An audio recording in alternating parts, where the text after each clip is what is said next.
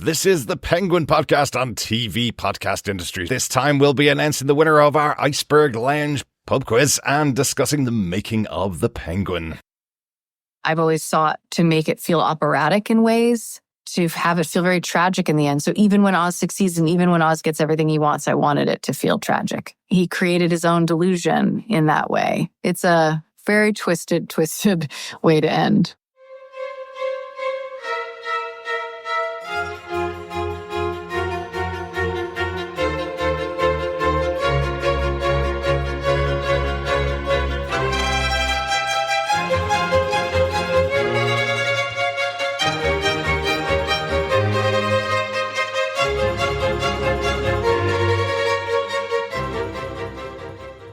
Welcome back, fellow Gothamites, to our Penguin Podcast on TV Podcast Industries. We're finally going to announce the winner of our Iceberg Lounge Quiz and chat about the making of the Penguin, a half-hour video from HBO that's available on YouTube. I am one of your hosts, Derek. Hello there, fellow Gothamites, and of course, fellow waddlers. I am one of your other hosts, John. Welcome to this wrap-up episode. Mm-hmm. We'll be quizzing away, giving you the answers to the Iceberg Lounge Pub Quiz, as well as, as Derek said, looking into the making of the Penguin. Mm-hmm, absolutely. They wrote words, and they told people to stand somewhere, and they shot it. Yes, then exactly. they edited it. And then they did lots and lots of visual effects, as we'll talk about. Very good. We're doing this a little earlier than we had planned. We were planning to do our Agatha All Along wrap-up episode this week, but unfortunately Chris is unavailable, who's our other host on our Agatha All Along podcast. So you got a little bit more time if you want to get your answers in to the Agatha All Along Cauldron Coven quiz. If you want to enter that, we should be doing that podcast next week. Indeed, we shall. Yeah, and of course, fellow Gothamites, we will also be covering the third season of Marvel's What If? Over on Defenders podcast. Yep, and on this main feed on TV Podcast Industries as well. That'll be coming out from the 22nd of December, coming out every day for 8 days. Not exactly sure how we're going to cover that because, it's holiday time, so not sure, but we will definitely cover all 8 episodes. Looking forward to that. It's Crimbo. It will be. John, so after the Penguin finished up, we did have a look at some of the other reviews and reactions out there. It seems to have gone down really well overall. I think the final episode rated the highest of the season. Or one of the highest of the season. Yeah, there's a lot of praise for this show, and I think it's really, really justified. Yeah. I don't see objectively how you could say that it isn't excellent. And if subjectively it's your thing and you like that kind of stuff, then that just makes it all the more better. Yeah. It might not be your stick for sure, but that's just personal choice. But I think it's really well deserved, the praise of this series. And for me, it's the centering around quite a low-key type of relationship, really, which is in the vein of Victor and Oz Cobb, really. Absolutely love Sophia and absolutely love Francis Cobb. But actually the unknown, the unexpected of Victor's relationship and ultimately how that evolves and develops over the course of this series, I just found really, really fascinating. Yeah. As well as the usual stuff for sure. But I think as well then after that it is that core foursome of the Penguin, Francis Cobb, Sophia Falcone or Gigante, and Victor. Absolutely. I just think they were superb and absolutely crushed it. Loved it. Excellent characters. Not everybody loved the show, of course. There are bad reviews out there as well. I think one made headlines, which was IGN's review, which gave it 5 out of 10. A ridiculous score. I saw about 500 posts. I remember lots of IGN groups. I saw about 500 posts from people going, how can they possibly give this that kind of review score? It was a little weird given the individual episodes. Yeah. In fact, I think all of them was scored above 5. Yeah. So, I mean, I get it. They can go, well, overall, the series didn't work, but I suspect that would start to filter into the episodic scores. Exactly. Their overarching season sort of narrative and story arc wasn't working out. So yeah, kind of a bit weird. Yeah, I think IGN have kind of gone past their time as a reliable site for TV reviews. They used to have a great set of TV reviewers when Matt Fowler was there and when Eric Goldman were there. They really had a good eye on TV and what people were interested in, but it seemed like this just went completely against what most people's opinion was. I think they also do a lot of clickbait headlines. Well, sometimes. And you know, there's always the argument of that. If you don't do clickbait headlines, people aren't going to go to your website, and that's what they need people to do. So they make their money. But crazy ones, like easy clickbait, like, you know, it's kind of, you know, it would be like, we hated da, da, da, da, and then immediately in the kind of front paragraph, we hated the da, da, da, da, not, you know, or something like that. Like, rather than doing a clickbait thing that's positive. Yeah. What was the one this week? The new Dune TV show just kicked off, one episode in, and they've said Dune 2 was one of the best movies of the year. How is this show so boring? And it's one episode in of a setup of an 8-episode series. But anyway, not going to spend any more time talking about what IGN thought of the show, because they seem to be so far off what most people thought. What I absolutely loved about this series, the fundamental thing I loved, which I think is really different, and I'm glad to see it, is this was a villain origin story, how a bad guy became a villain, not how a good guy became bad and then became a villain. He's a bad guy right from the start. We see the earliest life of Oz Cobb killing his brothers and then becoming absolutely a further and further villain. And not even the, you know, a guy who's grey, which is, you know, and I like those kind of stories, you know, the greyness, but he is inherently evil and bad, and in the end he plays that out even with his comatose mother, as well as a whole rake of other people that he's either worked with or tried to, you know, dispose of. I mean, even like, it's not even about the killing, say, you know, yes, he kills Victor, that's shocking, it's awful, and I don't want to see that. I want them to sort of team up and so on, but that's, you know, the motivation for Oz absolutely makes sense.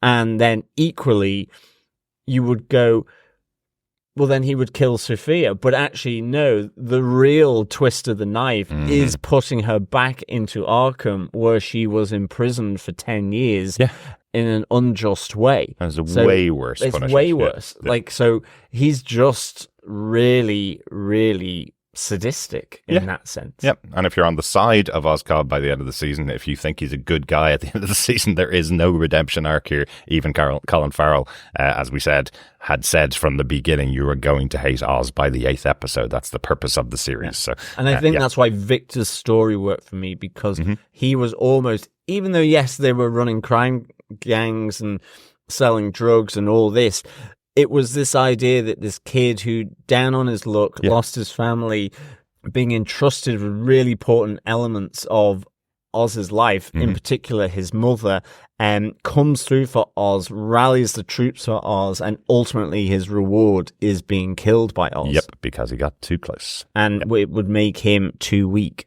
Exactly. Because he does actually care for Victor. So that's the level of bad we're talking about. Exactly. I think that's it for final thoughts on the episode. We'll talk again about the making of as we go into later on the episode. We're going to start out with our pub quiz and our answers for our Iceberg Lounge pub quiz for the Penguin.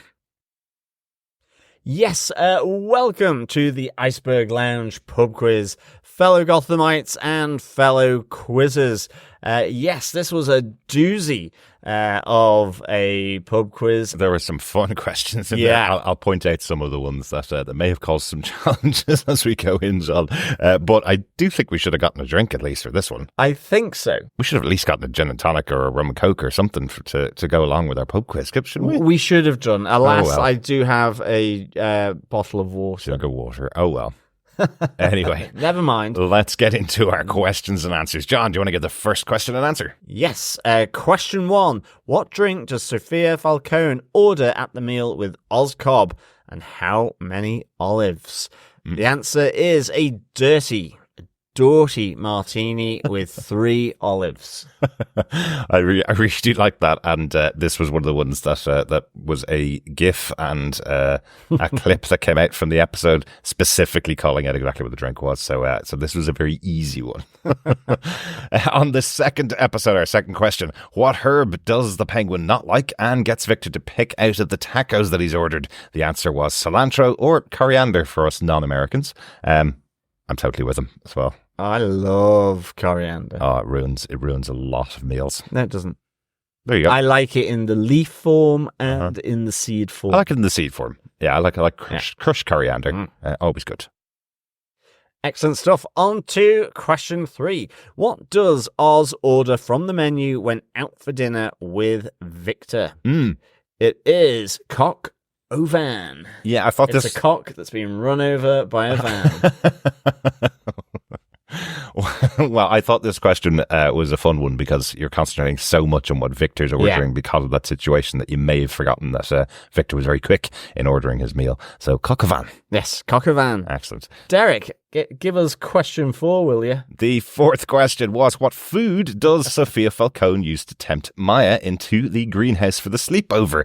And it is a piece of cake, chocolatey, full of extra frosting. I think even a corner piece, she says. Absolutely. But we'll take cake in any of its forms. I would give up being gassed for a piece of chocolate cake for sure. Do you know what I've worked out while we're doing these questions, John? Yeah, while we're going back over them, I've worked out that because we record before we have dinner, almost every question is to do with food. And there's more to come. Absolutely. But not the next question. John, question 5. Yes, what are the 2 line numbers shown on the trolley carriages in the station that Oz and Victor make as their base of operations at Crown Point? The answer is the North Line 58 and also line 23. This was a tough one. It was a tough one. Because line 23 is only seen on screen for a quick second. And we didn't want confusion when we asked the question of what's the line number of the on the trolley carriage, because the main one is North Line 58. That's where Oz kills Sal Maroni later on in the episode. I think you only see line 23 on screen for a second. So what I've done is, if you've given just line 58 in your answer, you've got the answer right. Yes. You've got your point. Well, we did put line 23 in brackets as also, because it was very, very quick. Exactly. Yeah.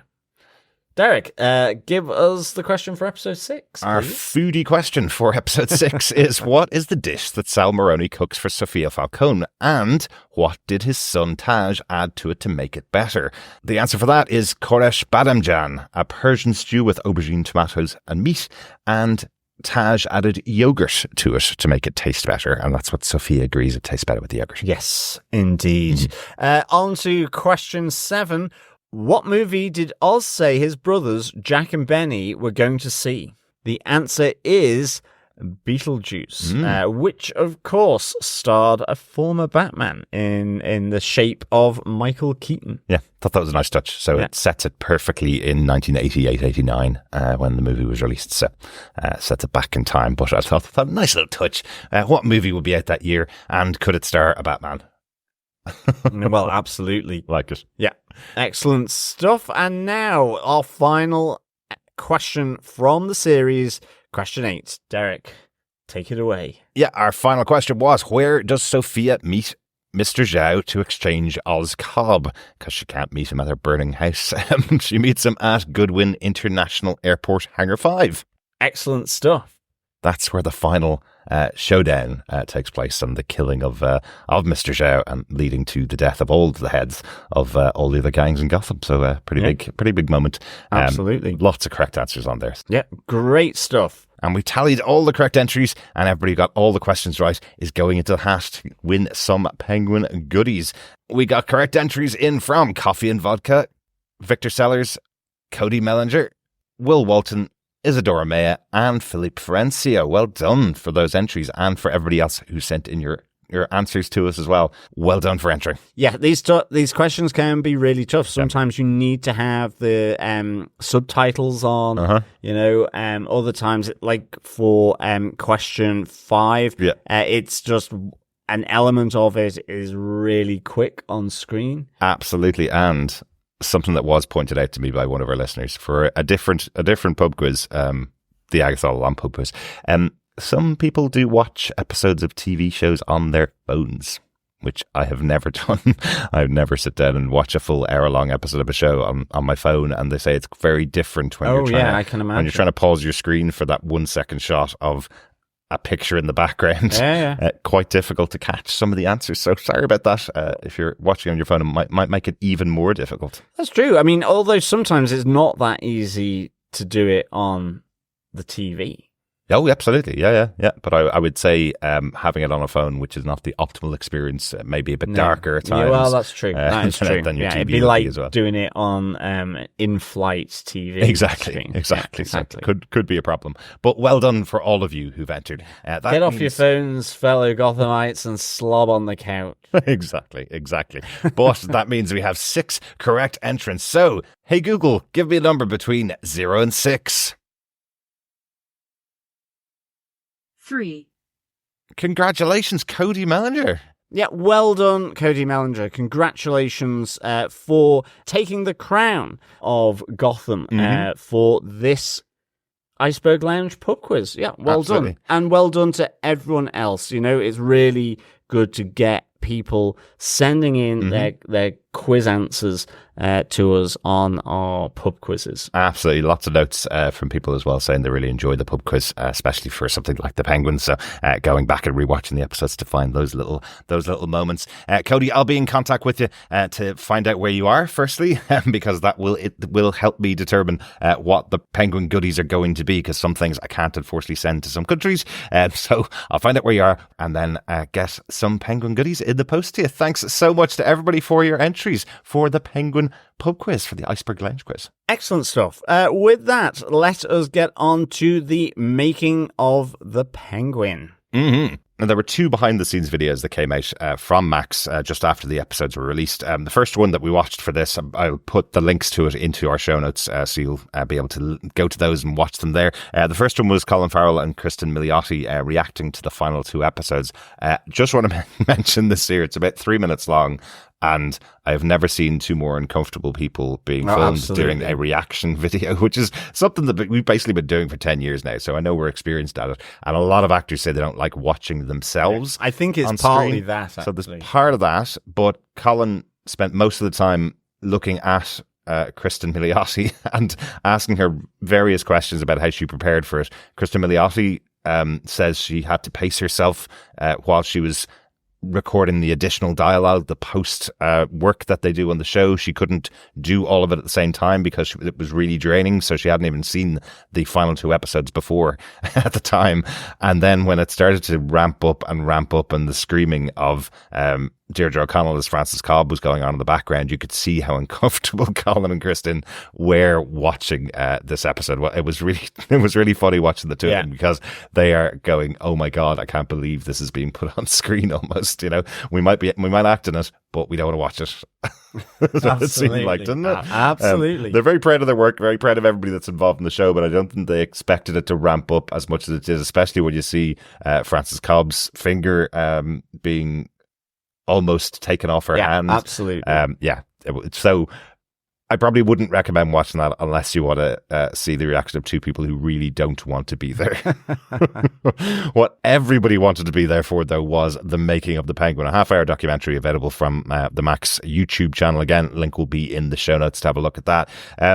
This, I thought, was a really good wrap up. You know, we often talk about the behind-the-scenes stuff, the making of that shows do, and a lot of it's kind of puff pieces. My new example of this is the Deadpool Wolverine making of that I watched, which is an hour of them patting each other on their back for the actors being there and for the writers writing the lines that they said, and there really isn't too much more to it. I love these types of ones where we have the costume designers, where we have the visual effects people, where we have the writers themselves as well, and the cast all talking about all of their contributions. Absolutely. I think it's also, it's taking you through, I guess, those other bits of the production. You know, everyone kind of knows there's a director and a writer and the actors. And here it's to give space and breadth to the costume designer, the visual effects, the stunt coordination, the music composition, and so on. And I think they did that really well here. I really enjoyed how they split up this making of. Me too. I thought it really made sense. And it also means that you don't get kind of a lot of repetition, which you can get when you follow through effectively the series chronologically as you meet new things, new people, new locations, where you then come back to the costume designer and it's like, well, this person in episode 6, I think that almost breeds in a bit of just repetition. It doesn't feel like you've got the whole thing. Here, they just go through the different areas of production. Yeah. And I thought that was really, really nice. Absolutely. And I will say the official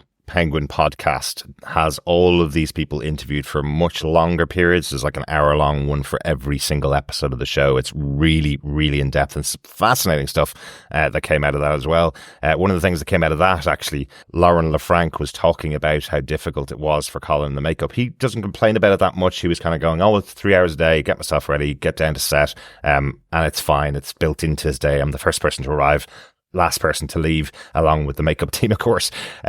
But she was saying that they really had to balance some of the scenes that they wrote and some of the scenes they were putting on screen as to whether Colin Farrell needed to be there or not. Because if you're filming a scene that's only a couple of lines, you need a reaction shot from Colin Farrell, it takes 3 hours to set up him just to be there for a reaction shot. So they had to make things feel really important. So one of the scenes they talked about specifically was him dressing Frances up in her finery.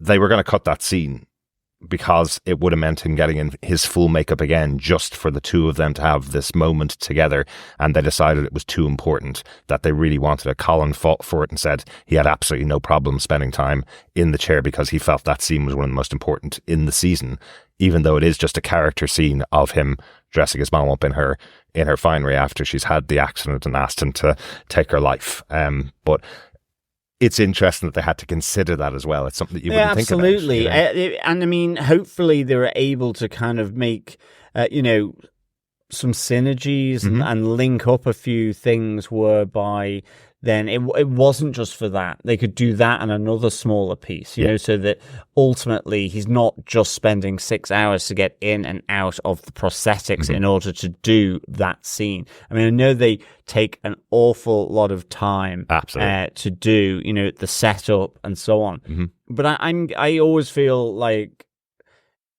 if Colin's in, 4 o'clock in the morning to be ready for like 7 o'clock or whatever with 3 hours worth of prosthetics, I'm guessing that you would have the production team doing the set dressing or whatever it is as well. So, I mean, hopefully once you're good to go, you're good to go. And if you can have 2 locations being done, so, I mean, I don't know, but I think, they're run pretty well, and that's in the end comes down to the production. So absolutely, really good. This does seem to be all hands on deck for the most part throughout the documentary. I think for a dialogue scene like that, though, even those couple of minutes probably takes a full day anyway, just to capture it. So it was whether they added an extra day to production to do that, or whether they just left a day off production. But I thought that was an interesting one from the podcast. On here, one of the things I really liked was a comment from Matt Reeves, who directed the Batman movie and obviously gave Colin Farrell his role as the Penguin in that movie. One of the interesting things he said carried over from the Batman movie was he wrote the lines, of course, for Colin to say, but he always gave him space to improvise, which is something that Colin brings to the role, that he improvises his moments because he's pretty unpredictable. And if you've seen any interviews with Colin Farrell, he's pretty unpredictable and where he's going to go. The only thing he can predict, he's definitely going to curse because he is a Dubliner after all.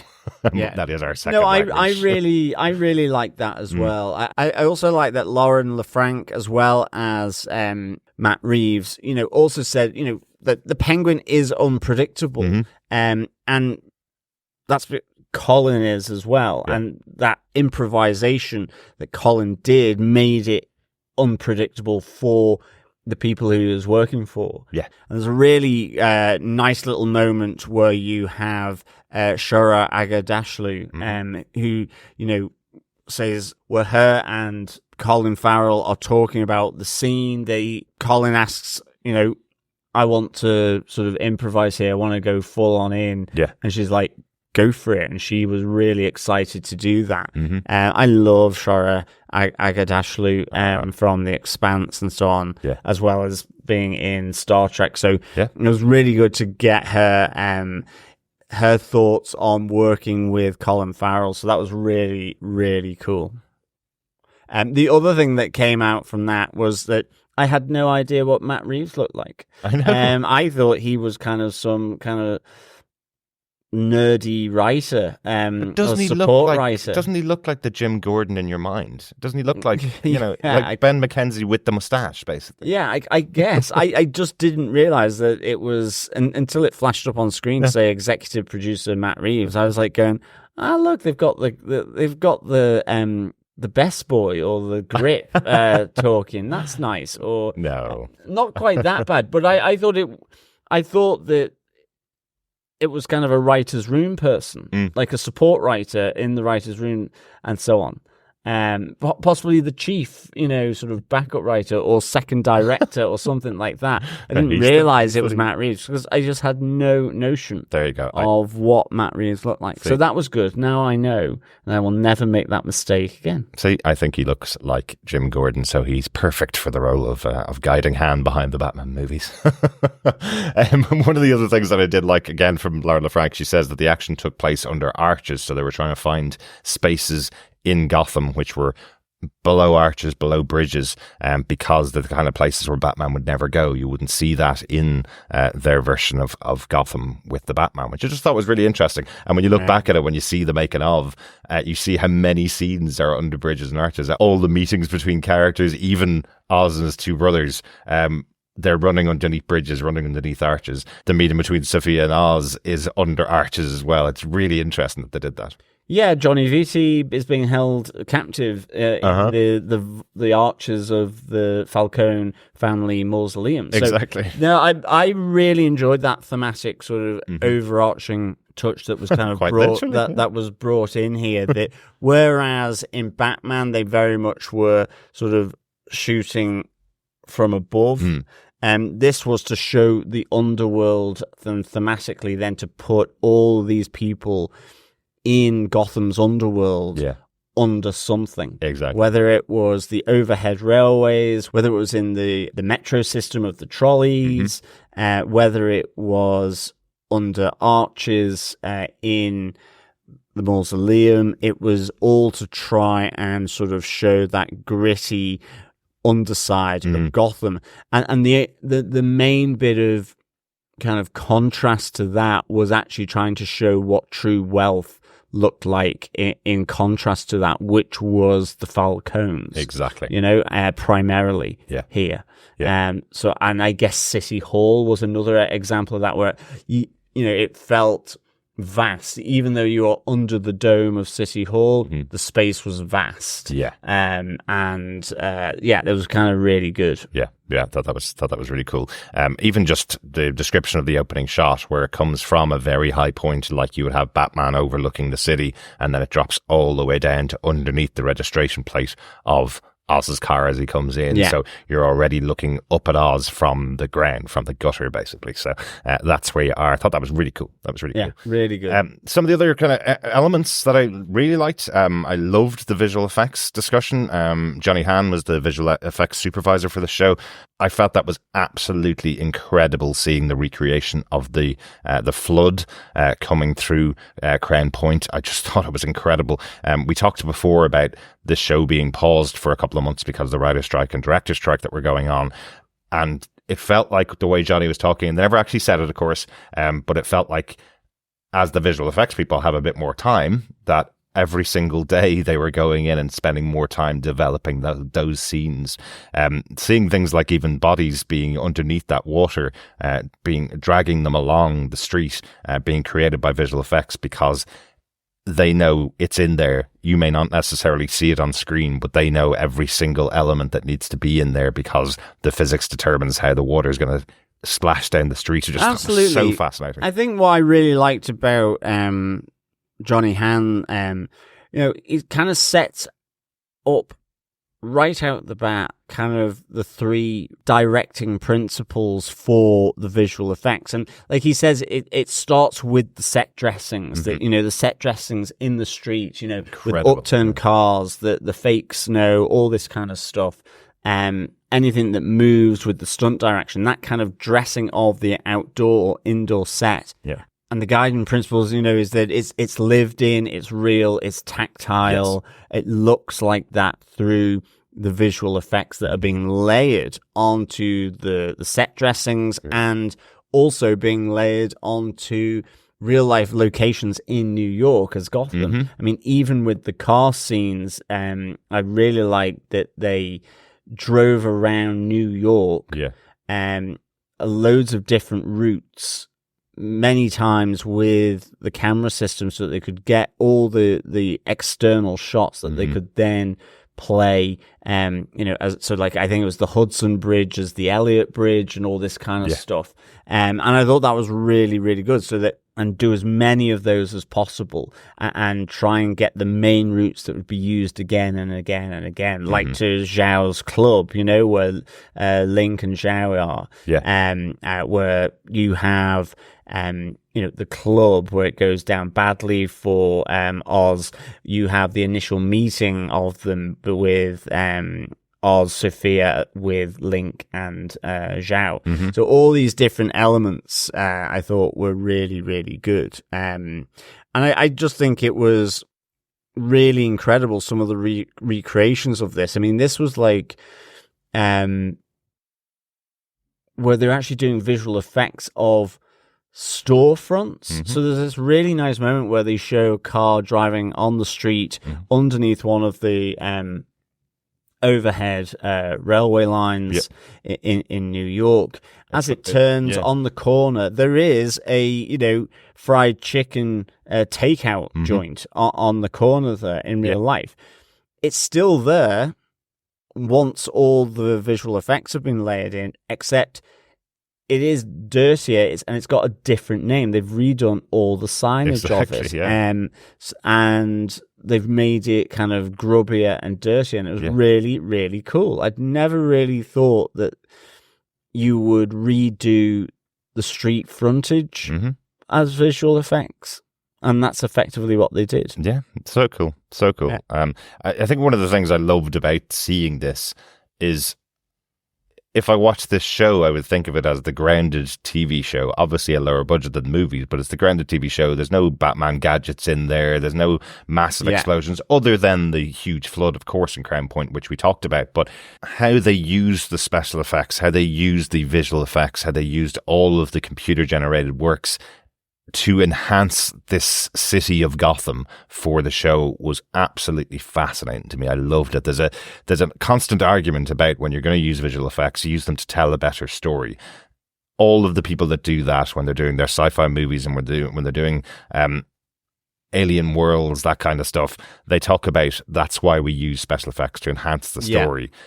Here's where you really see it. Absolutely. In the show like this, where they are trying to make Gotham look different from just a New York street where they filmed, and they're going so in depth. Just even changing the posters in the background using CGI is fascinating to me, that they did that. Like, it's things you wouldn't even possibly pick up without seeing a making of documentary like this were enhanced by CGI. And so well done. Again, everybody seems to be so involved in that vision of creating this world of Batman and Gotham for this show, The Penguin. It's cool. Yeah, absolutely.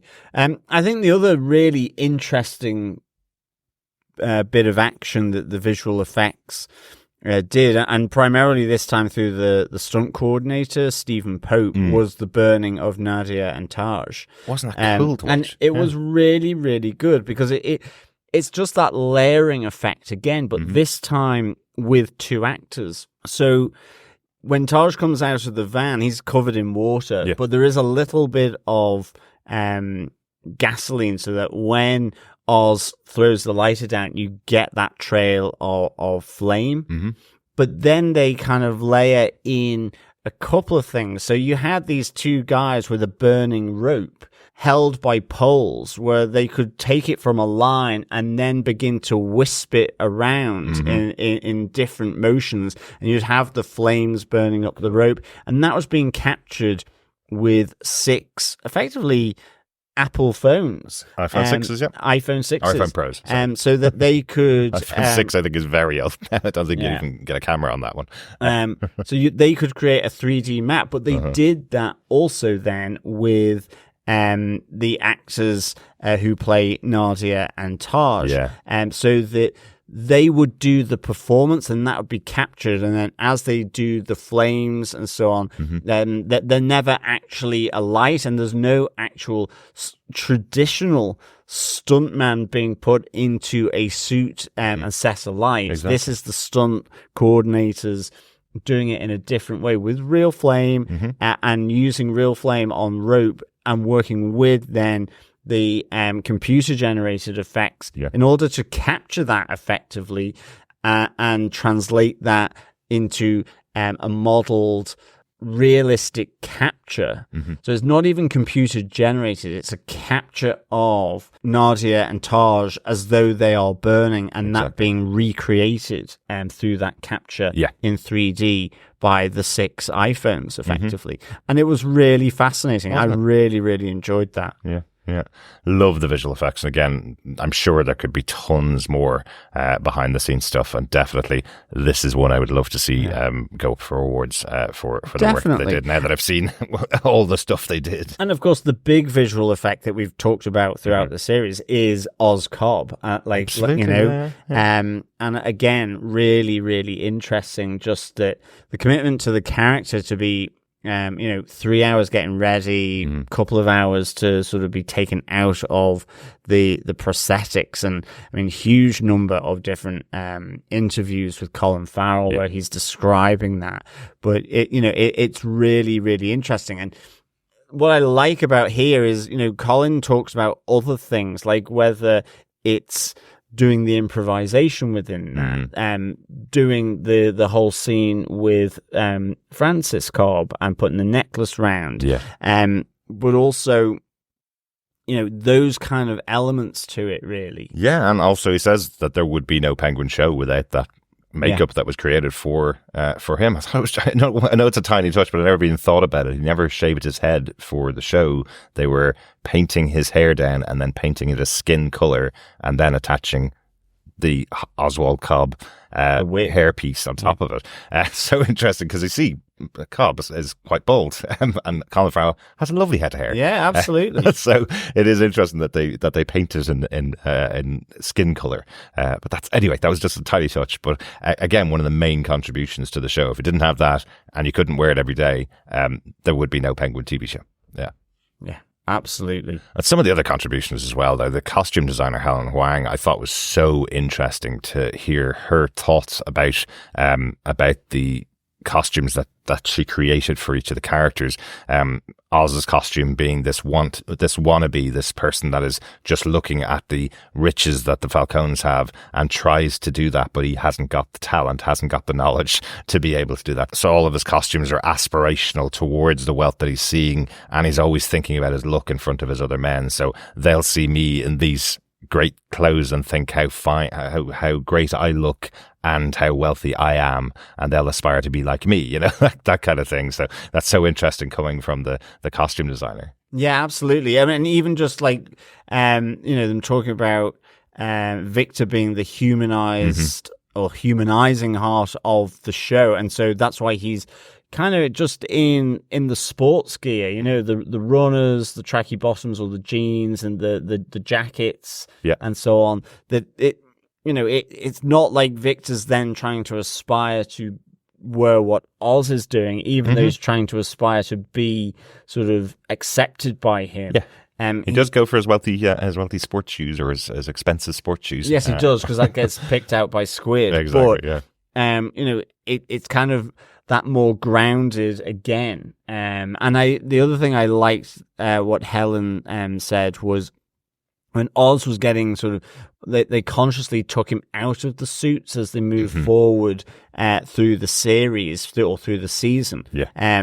Because that aspiration to be like Carmine Falcone or Maroney being in the suit, you know, the cartel leader. Yeah. As he got into tighter spots, more difficult spots, that's why they took him out of that, because it was almost like he was breaking down from being able to reach that. So suddenly he's in a leather jacket and just a shirt that's wide open. It's only at the end then, the very end, where you're getting the full outfit of the Penguin with the long winter coat, the 3-piece suit, the top hat, the cane, and so on, you know. Or the umbrella, Or the umbrella, sorry. Really, really good. And do you know what I really loved about that? I'm not sure we said it in the finale. What I loved about that was, and it was pretty clear, it was that he's coming back from an event where he would dress in that style for that particular event he's at. He's not wearing a costume. He's not putting on his Batman costume, and this is the costume that the Penguin's going to be in at all times from now on. He's coming back from an event, clearly dealing with all the other socialites of Gotham. That's why he's wearing that specific outfit. But I doubt he's going to be wearing the top hat the next time he's committing a crime. Yeah, exactly.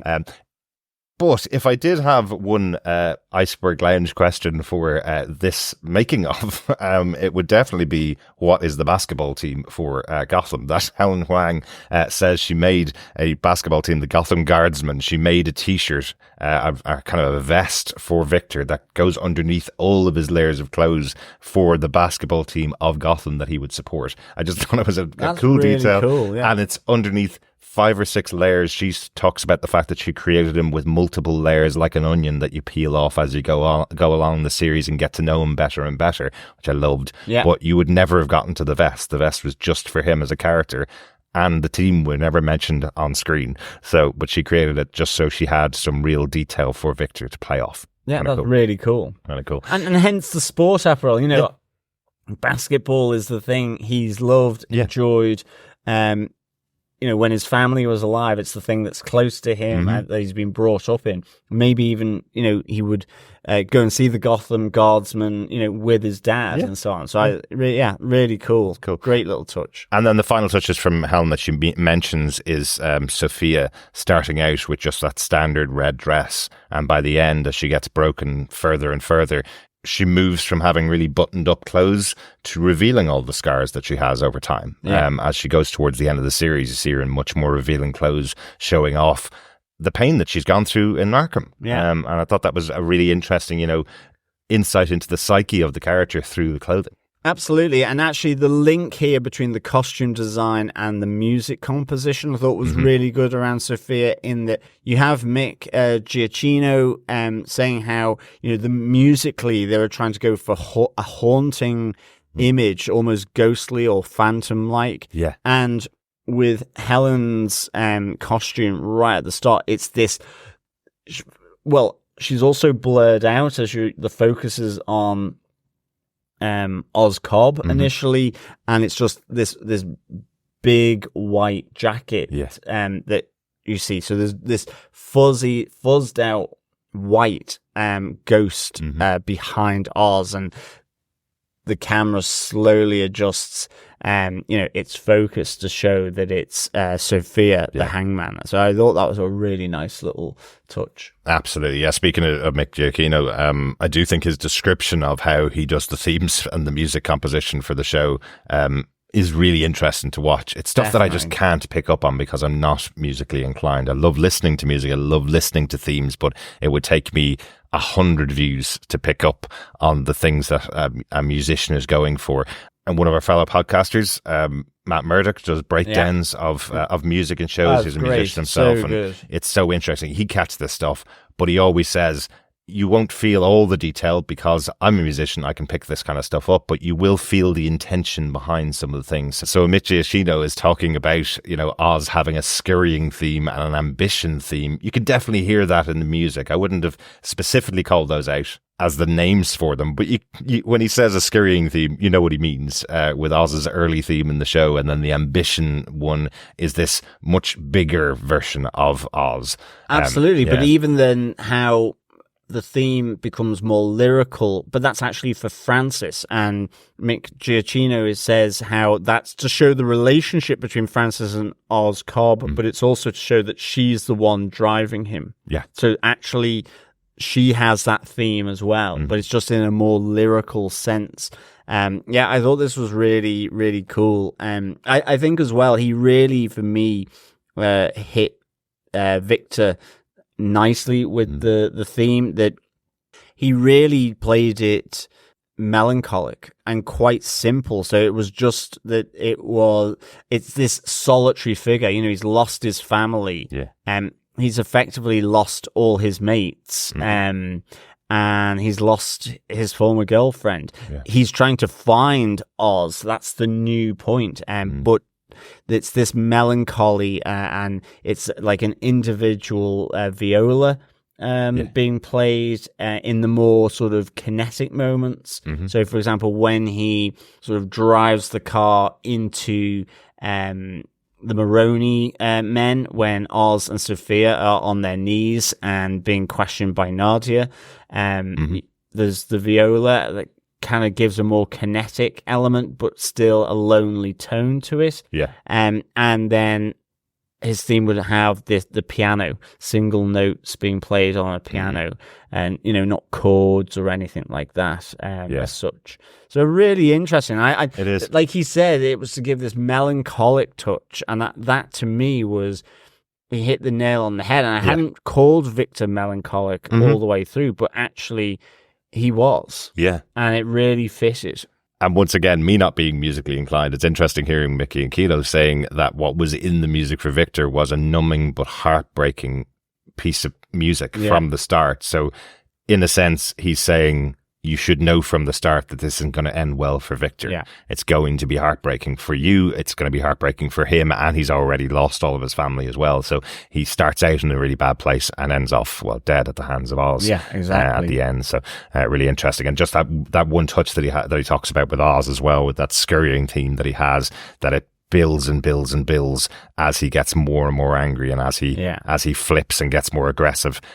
It just overflows effectively. It's big brass, and it really builds, which I thought was cool. Not only when he gets angry, but as I say, but it's also in moments where he's wanting to explode but can't. Like he is conscious enough to sort of reserve himself. But that they will play that sort of building, scurrying theme, making it louder and louder to show the anger effectively rising in him, which I thought was really good. Absolutely. I've really enjoyed this making of.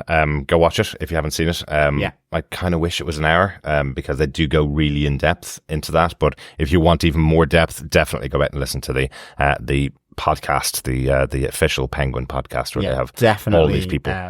Definitely. The making of the Penguin is a recommend for sure. Yes, it is. Go check it out. Final thing, we have one piece of feedback in from Coffee and Vodka on the series. He sent in his overall thoughts on the full season of The Penguin. Excellent. Coffee and Vodka says, greetings, fellow fine feathered defenders.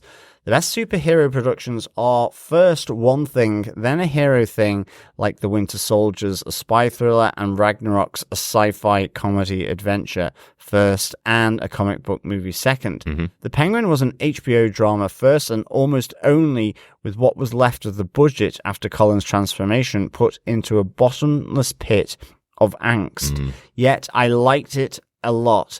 And what they steered clear of comic-wise, they dove deep into dramatically with the show's theme of the inevitable betrayal and other general tragedies of family.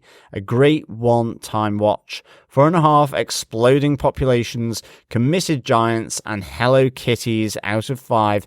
Peace and take care. Coffee and Vodka. P.S. Forgetting to cancel the cilantro was plenty enough reason to strangle Vic. I guess there's another coriander hater in our midst. Never never coffee and vodka. Keep pouring on that cilantro. Well, if I ask you not to put it on my meal and you put it on there anyway, maybe. But that's really interesting. I know Coffee and Vodka isn't a massive fan of the HBO dramas and those kind of angsty dramas. I know he mentioned that earlier on in the season of The Penguin, and he stuck with it and did really enjoy the show. So I think that's probably right for you, saying that it's a great one-time watch. I've definitely watched it through a few times now. I'm really enjoyed it. It's my kind of show. So I absolutely see why you liked it. I absolutely see your feeling about it, and I do think it's up there with some of the best of the HBO dramas. I will say though, after reading some more Penguin specific comics over a while, it's surprising how much is taken from the character of Oswald Cobblepot from DC Comics. It's a different version of him to start out with, but he is leaning into some of the things that Oswald Cobblepot would do and the Penguin would do in Batman comics, because he is that character. Yeah, definitely. So they are taking inspiration from some of the things, but it is a new version, similar to, I would say, Matt Reeves' version of the Batman is quite different from a lot of the other versions of the Batman have been before. Yeah, I think so. Yeah. Thanks very much for your email, Coffee Vodka. Yeah, thanks, Coffee and Vodka. And thank you, fellow Gothamites, for all your feedback over the course of this 8-episode season of The Penguin. Mm-hmm. I think the only thing to do is to set up the shrine and pray to the season 2 gods for a season 2. I'm really looking forward to Batman 2, the movie, which I know has been confirmed and which we know Colin Farrell is going to be in. I'm really hopeful they'll do that. I heard a really interesting one during the week this week that I would really love to see. Zoe Kravitz may return as Catwoman. Yeah. Selena Kyle. So maybe they'll bring her back in Batman 2 and then spin her out into season 2 of the Batman show, the Batman TV shows. Okay, yeah. So maybe we'll see Selena Kyle and Sophia Falcone or Sophia Giganti in the next season. Now, that would be superb. There's no rumor in that. That's just a guess and a hope from somebody else I saw talk about their hopes. I'd love to see it. Yeah, absolutely. Yeah, really cool. Yeah. But that's all we know for the moment. We will be back for Batman 2, of course, later on when it does come out. It's only going to start filming next summer. But if you haven't subscribed to the podcast, we have lots of other things to talk about on our podcast. So go over to tvpodcastindustries.com and subscribe to the podcast over there. Next up, we're going to be talking about Agatha All Along, our wrap-up of that, and our wrap-up of the Coven Cauldron quiz on that show as well. Yes, and as I mentioned earlier, we'll be back in the Marvel Cinematic Universe with What If Season 3, which is the final season. And it returns for 8 episodes from the 22nd of December. Mm-hmm. It comes out daily as well. Yeah. So, yeah. You're stressing out about how we're going to cover it, aren't you, Tom? Yeah. Fellow Gothamites, pray for me. We'll work out a way to do it. We'll work out a way to do it.